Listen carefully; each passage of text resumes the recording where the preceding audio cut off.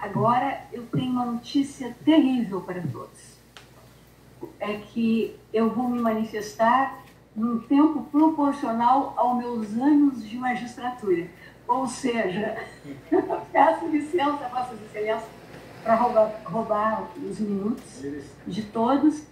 Eu normalmente sou sintética nas minhas falas. Na verdade, eu fujo um pouco da palavra oral, eu gosto mais da palavra escrita. Mas hoje eu tenho que falar, me perdoe. Minha querida ministra Carmen Lúcia, meus queridos ministros Gilmar Mendes, nosso decano, Dias Toffoli, Luiz Fux, Luiz Roberto Barroso, presidente eleito, Luiz Edson Fachin, presidente, vice-presidente eleito, Alexandre de Moraes, Nunes Marques, André Mendonça, Cristiano Zanin, Subprocuradora-Geral da República, doutora Eliseta Maria de Paiva Ramos, vice-presidente do Conselho Superior do Ministério Público Federal, hoje representando a Procuradoria-Geral da República na condição de Procuradora-Geral da República. Senhoras e senhores advogados, senhoras e senhores servidores, profissionais de imprensa, minhas senhoras e meus senhores. E eis que chega ao fim mais um ciclo institucional nessa Suprema Corte. O da administração dessa casa sob a minha presidência. A terceira mulher a exercer esta alta função, presidida que fui pelas minhas queridas ministras Ellen Grace e Carmen Lúcia. E eu, mais uma vez, abençoada pela companhia do ministro Luiz Roberto Barroso como vice-presidente, tal como já ocorrera no Tribunal Superior Eleitoral. Ministro Luiz Roberto, a quem eu sempre presto e renovo agora, com muito carinho, o meu reconhecimento e a minha homenagem, e a quem devoto minha admiração mais genuína e meu fraterno amor. Um novo ciclo está prestes a iniciar nesta casa, sob a presidência iluminada de Sua Excelência, que tenho certeza impulsionará essa Suprema Corte com seu dinamismo indefectível e competência incomparável no cumprimento da missão institucional, com enormes ganhos para o Brasil e para toda a sociedade. E contará com a companhia, também brilhante e abençoada, do ministro Luiz Edson Fachin. Um gaúcho e colorado, como eu insisto em dizer, embora ele resista, invocando seu coração paranaense, com raízes gaúchas, torcedor do Coxa e só subsidiariamente do Internacional. Voltou a fazer, inclusive, na última sexta-feira, o ministro Gilmar foi testemunha na linda homenagem que me foi prestada por iniciativa do vibrante grupo Elas Pedem Vista, na Biblioteca Vitor Nunes Leal, em que fiquei afogada em lágrimas internas que teimavam em transbordar, absolutamente sem palavras, tamanha a surpresa, tamanha a emoção. O importante, contudo, e o ministro Fachin não nega, é a nossa identidade de visão do mundo, ou pelo menos do mundo do trabalho, que nos tem oportunizado algumas vezes, além, hoje temos mais, companhia do nosso querido ministro Lewandowski, mas que nos tem oportunizado, às vezes, quem diria, a companhia do ministro Alexandre de Moraes. Voltando ao plano institucional, observados nossos ritos e liturgias, a cada ciclo que se fecha, mexem-se as pedras no tabuleiro. Mas a instituição sobrepaira, altaneira, em evolução e aperfeiçoamento constantes no permanente renovar das esperanças. Esse ciclo que ora termina, embora mais breve do que de costume, fluiu entre primaveras e com enorme intensidade.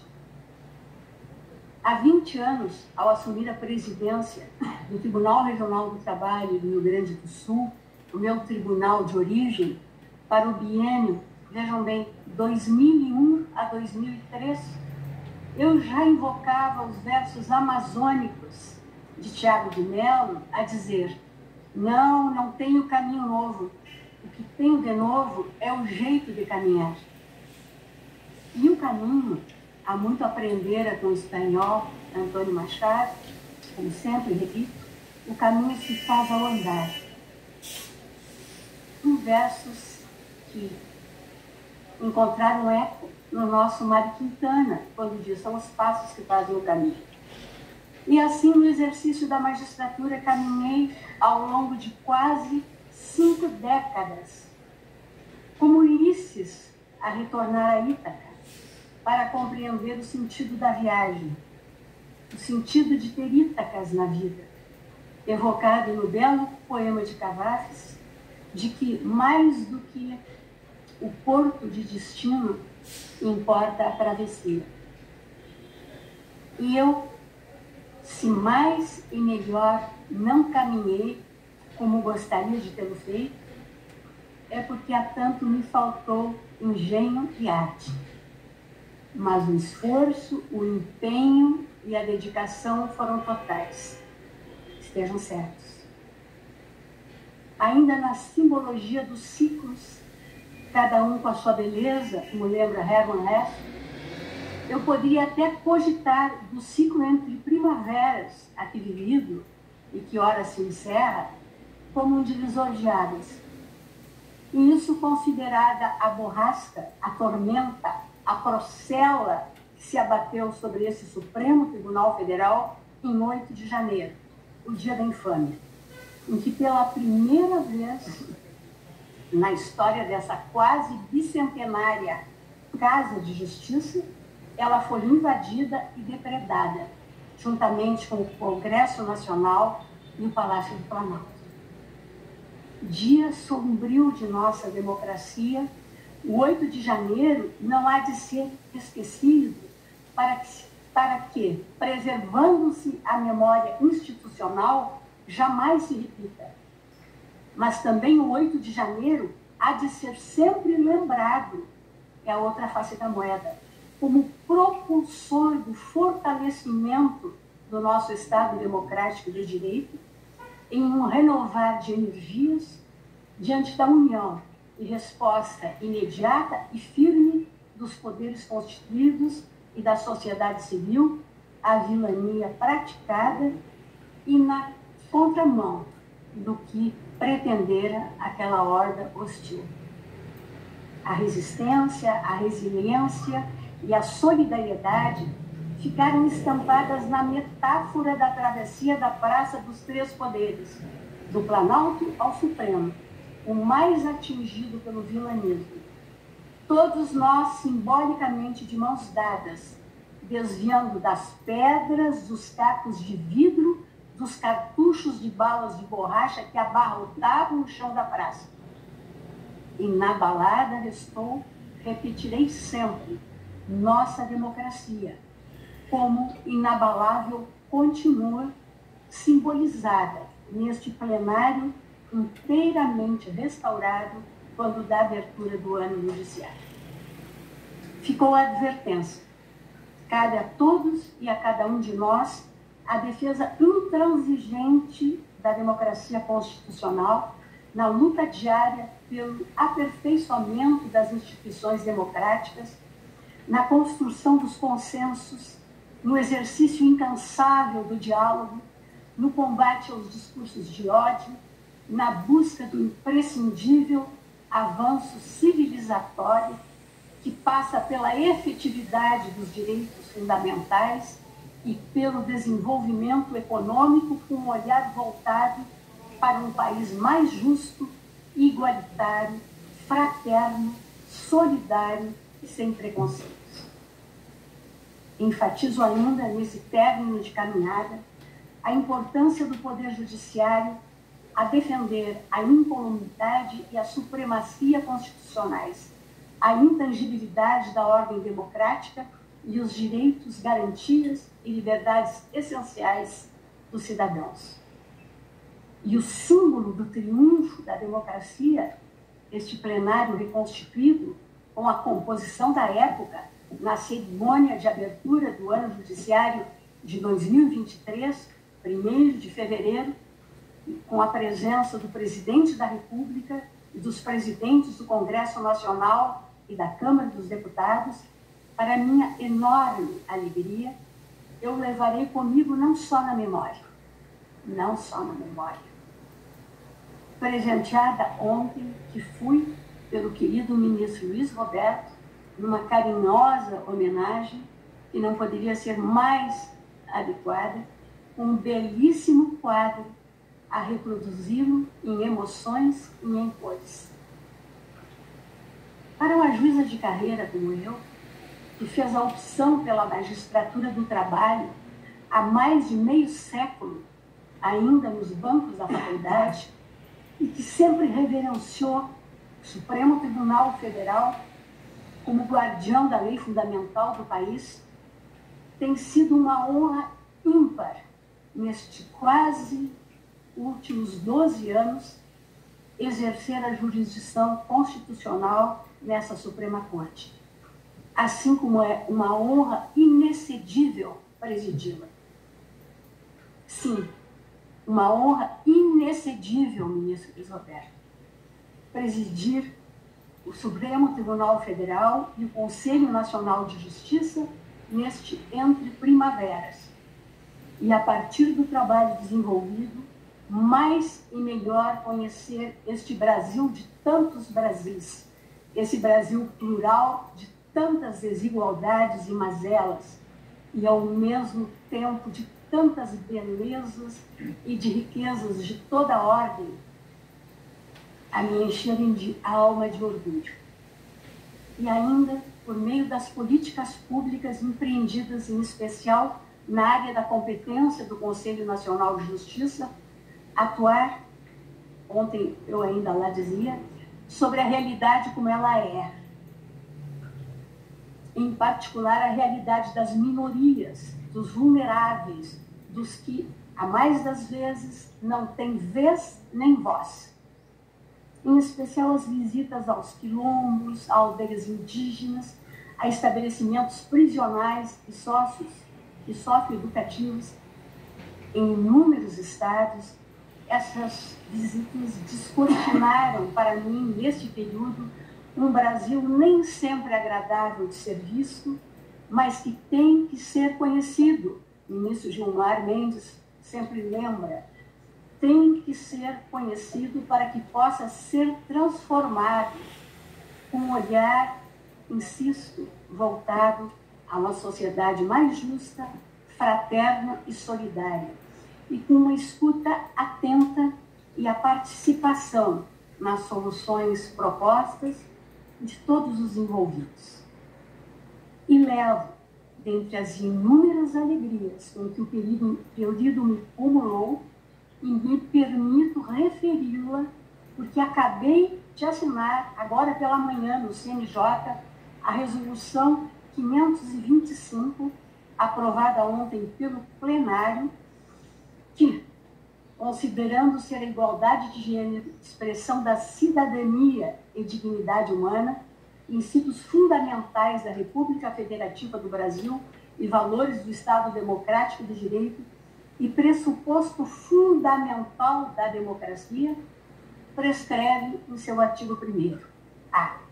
No acesso aos tribunais de segundo grau que não alcançaram, no tangente aos cargos destinados a pessoas oriundas da carreira da magistratura, a proporção de 40% a 60% por gênero, as vagas, pelo critério do merecimento, serão preenchidas por intermédio de editais abertos de forma alternada para o recebimento de inscrições mistas para homens e mulheres, ou exclusiva de mulheres, observadas as políticas de cotas instituídas por este Conselho, até o atingimento de paridade de gênero no respectivo tribunal.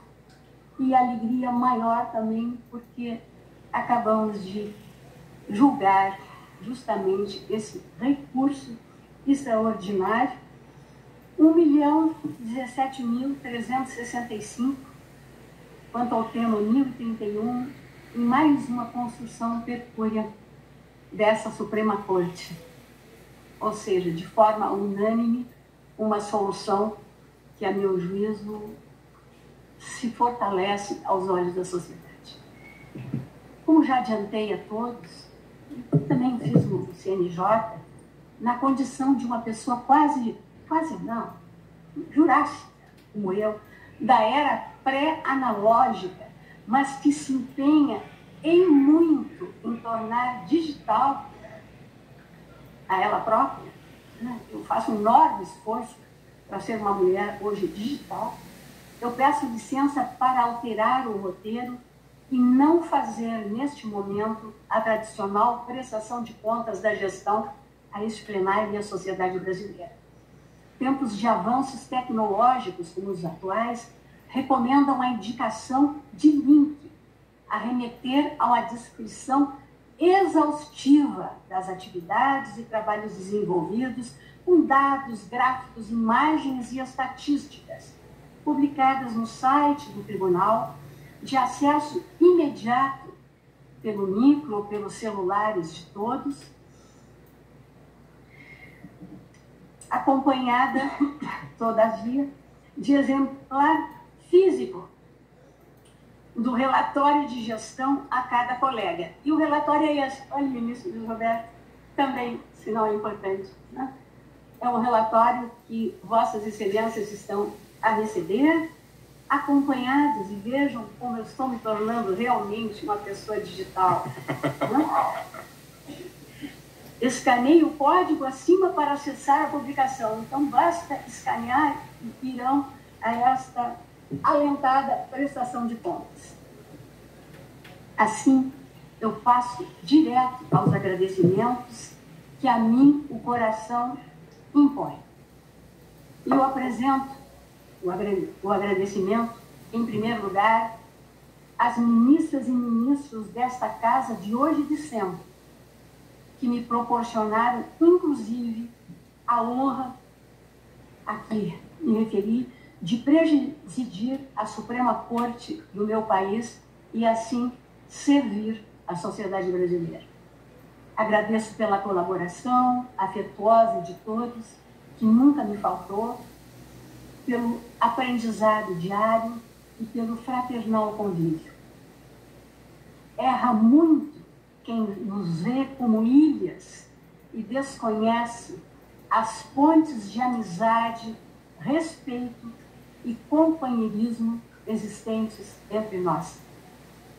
A todos homenageio na pessoa do ministro César Peluso, o presidente que me deu posse nessa Suprema Corte em 19 de dezembro de 2011.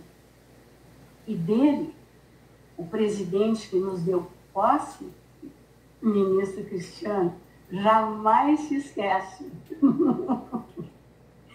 Agradeço também na pessoa do ministro Celso de Mello, o decano que me saudou e que me prestou solidariedade em nome do tribunal, neste plenário, nos momentos difíceis de ataque sofrido nas eleições gerais de 2018, quando eu presidi o Tribunal da Democracia. E na pessoa da minha querida ministra Carmen Lúcia, que me acolheu desde o primeiro minuto. Não foi desde a primeira hora, foi desde o primeiro minuto.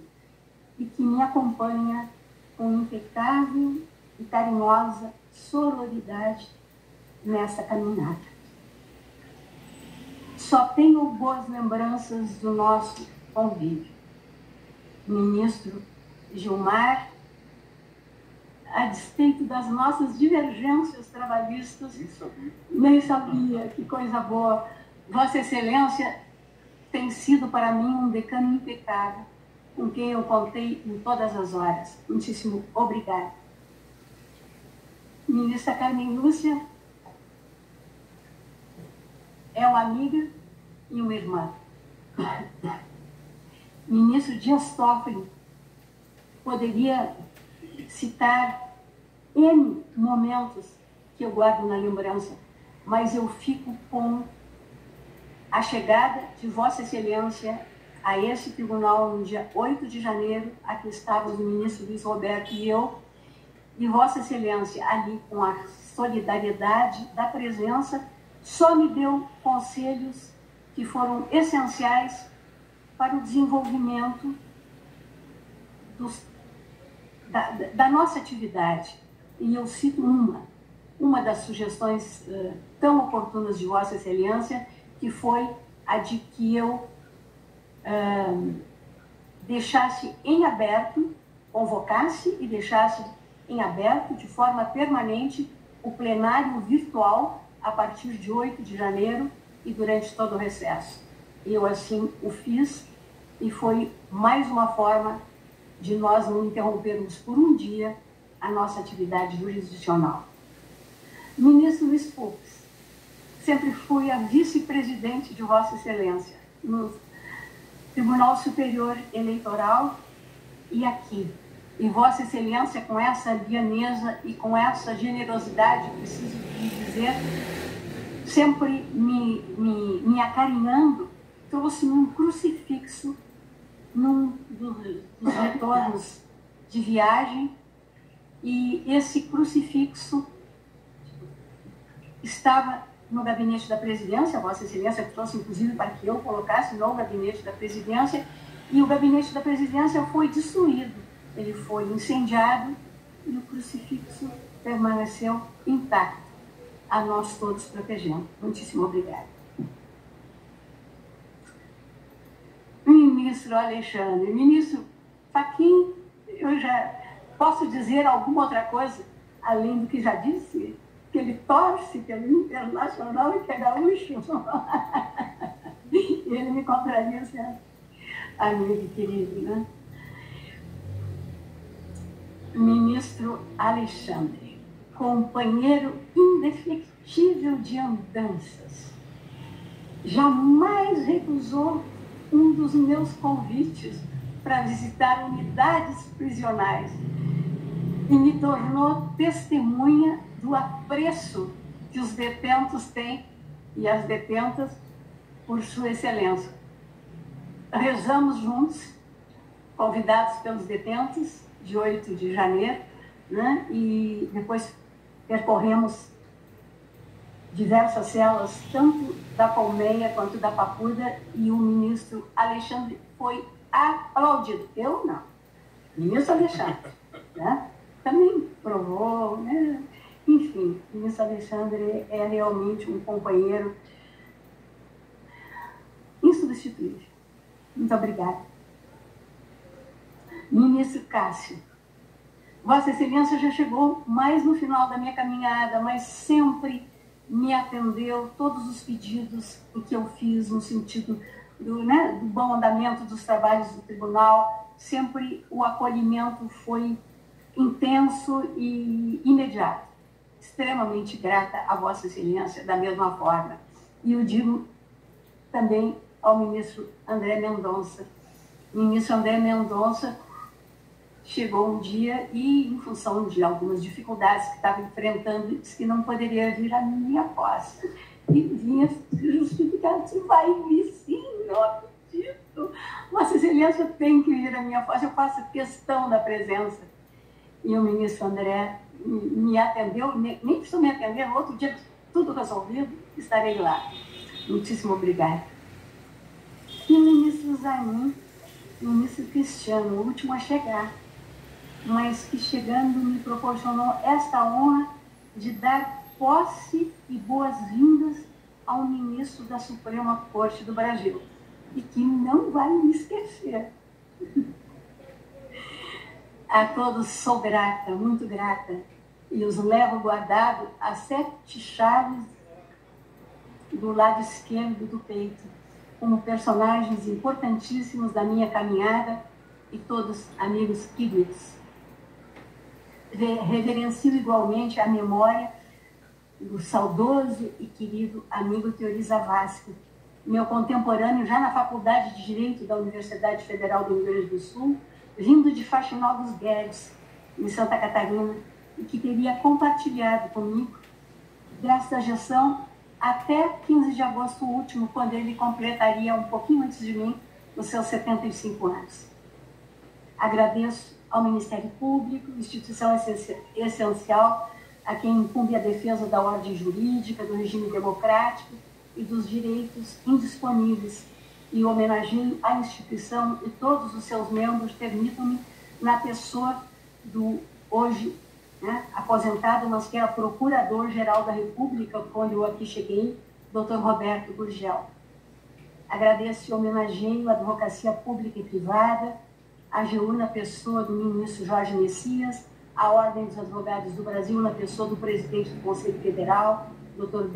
Beto Simonetti, lembrando, grata, a indispensabilidade dos advogados e advogadas à administração da justiça.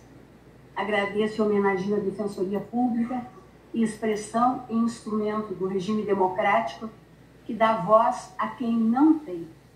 Agradeço igualmente com um enorme reconhecimento e homenageio os juízes auxiliares que comigo trabalharam, os juízes e juízes auxiliares que comigo trabalharam e ainda estão trabalhando até amanhã, e o faço na pessoa do juiz Matheus Cavalcante, responsável pelo CESAL, neste período em que estou na presidência, e que está acumulando de bons resultados a atuação daquele órgão. E agradeço com enorme carinho ao quadro de servidores, colaboradores e estagiários do Poder Judiciário, em especial do Supremo Tribunal Federal, e em particular a qualificada equipe que me acompanha nessa caminhada, sem os quais nada teria sido possível. Estão todos lá me olhando. Quero que todos se sintam abraçados por mim. A todos externo o meu mais profundo agradecimento, e o faço na pessoa do secretário-geral da Presidência, Estevão Waterloo, servidor exemplar e de excelência, fiel escudeiro meu há mais ou há quase, já estou exagerando, há quase 18 anos, desde o Tribunal Superior do Trabalho. Também a eles agradeço na pessoa do diretor-geral, Miguel Piazzi, de competência e dedicação inigualáveis, a qualificá-lo como um servidor paradigmático. Ambos gaúchos e, lamentavelmente, ambos gremistas. O que eu supero, porque afinal ninguém é perfeito. E agradeço igualmente na pessoa da Paula Pessoa Pereira, assessora-chefe da presidência. Hoje veio de azul, vestiu azul, não? Que alia ao preparo técnico e acadêmico a alegria e a simpatia contagiante da sua terra, a Bahia, tornando tudo mais leve no gabinete. São aqui no Supremo Tribunal Federal os meus 3 mosqueteiros, como eles se denominam. Não sei qual o Athos, o Portos ou o Aramis, eu ainda estou esperando que definam. Mas os 3 imprescindíveis para o trabalho desenvolvido, além, é preciso que se diga, responsáveis direto pela reconstituição do Supremo no tempo recorde em que ocorreu. E na pessoa dos 3, repito, eu homenageio toda essa equipe fabulosa, toda no meu coração. Aos colaboradores, eu agradeço e homenageio na pessoa do Antônio, meu motorista querido, já era lá da ministra Ellen, e do Leandro Monteiro, assistente de plenário. Onde é que está o Leandro? Que já trabalhavam aqui, eu já referi, na equipe da ministra Ellen Grace, a quem sucedi, que são exemplos de responsabilidade, lealdade e correção. E também, me perdoe, eu integro a corrente minoritária da perversa terceirização que vencida sempre combati, mas que sucumbe à força da realidade. Um agradecimento final aos profissionais de imprensa em sua cobertura diária do tribunal, reforçando a transparência. Embora seguramente não os tenha agradado nunca ao longo desse percurso o meu silêncio habitual, estejam eles certos da admiração que nutro pela atividade que desenvolve. A imprensa livre, como a magistratura isenta e independente, é indispensável à democracia. E aos profissionais da imagem, eu acresço, esses profissionais que captam e eternizam o instante nessa era de espetáculo em que vivemos, meu agradecimento e homenagem, Felipe, na tua pessoa, que é o autor da bela e expressiva foto de capa do livro de 8 de janeiro. A todos os integrantes do sistema de justiça, nesses mais de 47 anos de judicatura em que estou a trilhar, né? Em especial aos que enfrentaram comigo o cotidiano, muitas vezes anônimo, de tarefas múltiplas voltadas a servir a sociedade, agradeço e digo que os levo na memória, em que guardada estará como símbolo da minha vida no judiciário brasileiro, o abraço que irmanados demos em 1º de fevereiro último, na abertura do ano judiciário de 2023, nesta casa, para mim sagrada, e a que tanto amo, Supremo Tribunal Federal, pilar da democracia em nosso país. Repetindo, o tão querido ministro Sepúlveda pertence, hoje guardião da nossa história no museu dessa Suprema Corte, já estou tomada de saudades antecipadas. Saudade que o Rubem Alves, este outro mineiro que sempre me encantou, como tantos amigos mineiros que sabem, eles guardam no peito, saudade que ele, Rubem Alves, definiu como a nossa alma dizendo para onde ela quer voltar. E como não poderia deixar de ser, permitam-me a nota pessoal. Vejo aqui comigo, com os olhos da minha alma, com profunda gratidão, amor e saudade, a minha mãe amada, Zilá Bastos Pires, que me proporcionou os meios e a liberdade para ser o que eu quis ser e sou. Visualizo ainda, com os olhos do pensamento, o meu querido irmão José Roberto, a quem me une um amor incondicional. Sempre fomos um trio inseparável em afeto. E em primeiro plano, vejo meus filhos muito amados, Demetrio e Mariana, permanentemente presentes em meu pensamento e no meu coração. Estrelas guia da minha vida, em que se multiplicaram em tesouros outros, de nome Luísa, Luana e Ava. Finalizo como gaúcha que honra as tradições da sua terra, com a alma forte e o coração sereno, a exemplo do Blau Nunes, do Simões Lopes Neto, recorrendo, como já fiz em outras oportunidades, as palavras de um outro gaúcho inspirado, Jerônimo Jardim, que me assessorou por uma década no meu tribunal de origem, o PRT 4, e que este ano nos deixou. Artista de múltiplos talentos, escreveu Jerônimo em seu romance Serafim de Serafim. Aspas. A luta que se travou é passado. O desafio é a próxima. Por mais sonhos que realizemos, muitos restarão a realizar. Um passo é véspera do seguinte. Um passo é só parte do caminho. Fecha as aspas.